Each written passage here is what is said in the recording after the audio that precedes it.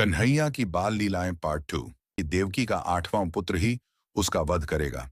इसलिए कंस ने अपने भेजे हुए दैत्यों को बार बार गोकुल में कान्हा जी को मारने के लिए भेजा। लेकिन हर बार नन्हा कान्हा अपनी बाल लीला में ही उन राक्षसों का अंत कर देते। मन शकटकासुर का वध। एक दिन गोकुल में नामकरण संस्कार का अवसर था। सभी ब्रजवासी बड़े आनंद से उत्सव मना रहे थे। मां यशोदा ने नन्हे कान्हा को झूले में सुला दिया। उसी समय कंस का भेजा हुआ शकटकासुर एक भारी बैलगाड़ी का रूप धारण करके आया और उसी गाड़ी के नीचे बैठ गया ताकि अवसर पाते ही बालक को दबा सके। परंतु नन्हे कान्हा को जैसे ही हल्की सी परेशानी महसूस हुई, उन्होंने अपने छोटे छोटे पैरों से जोर का ठोकर मारी। देखते ही देखते पूरी बैलगाड़ी उलट गई। उसके सारे पहिए, डंडे, बर्तन बिखर गए और साथ ही साथ शकटकासुर प्राण छोड़कर वहीं ढेर हो गया। ब्रजवासी चकित रह गए कि यह कैसा चमत्कार हुआ। कुछ ही दिनों बाद कंस ने अपने एक और असुर दूत त्रिनिवर्तासुर को भेजा। यह असुर बवंडर का रूप लेकर आया। अचानक आकाश में तेज आंधी तूफान चलने लगा। धूल ही धूल छा गई। सबको कुछ दिखाई ही नहीं दे रहा था।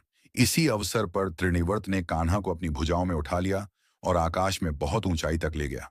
परंतु जैसे जैसे वह ऊपर जाता, कान्हा का भार बढ़ता ही गया। छोटा सा बालक धीरे धीरे इतना भारी हो गया कि वह असुर उसका भार सह ही नहीं सका। यह असुर बछड़े का रूप धरकर ग्वाल बालों के बीच घुस गया। परंतु सर्वज्ञानी कान्हा ने उसे पहचान लिया। उन्होंने बलराम जी को इशारे से सब बताया और फिर अचानक उस बछड़े को पकड़ लिया। कान्हा ने उसे पैरों से जमीन पर पटक मारा और चारों ओर घुमाकर पेड़ से दे मारा। तुरंत ही वत्सासुर मर गया और उसके प्राण निकलते ही असली दैत्य रूप। कुछ ही दिनों बाद जब ग्वाल बाल यमुना तट पर खेल रहे थे, तभी वहां एक विशाल बकासुर प्रकट हुआ। यह राक्षस बगुले का रूप धरकर आया था। अचानक उसने अपना विशाल चोंच खोली और कान्हा को निगल लिया। सारे ग्वाल बाल रोने लगे। परंतु उसी क्षण बकासुर के पेट में अग्नि सी जलन होने लगी। कान्हा ने भीतर से ही जोर लगाया और अचानक बाहर आ गए। फिर उन्होंने बकासुर की चोंच पकड़कर उसे फाड़ दिया। अघासुर यह पूतना और बकासुर का भाई था।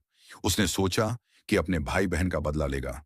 उसने एक विशाल कि यह तो कोई सुंदर गुफा है और वे उसमें प्रवेश करने लगे। परंतु कान्हा समझ गए कि यह कोई गुफा नहीं बल्कि दैत्य है।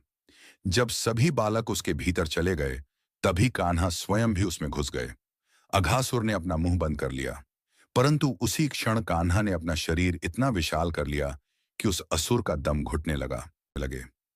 समापन इस प्रकार छोटे से बालक कान्हा ने अपनी नटखट लीलाओं के बीच ही बड़े बड़े राक्षसों का संहार कर दिया।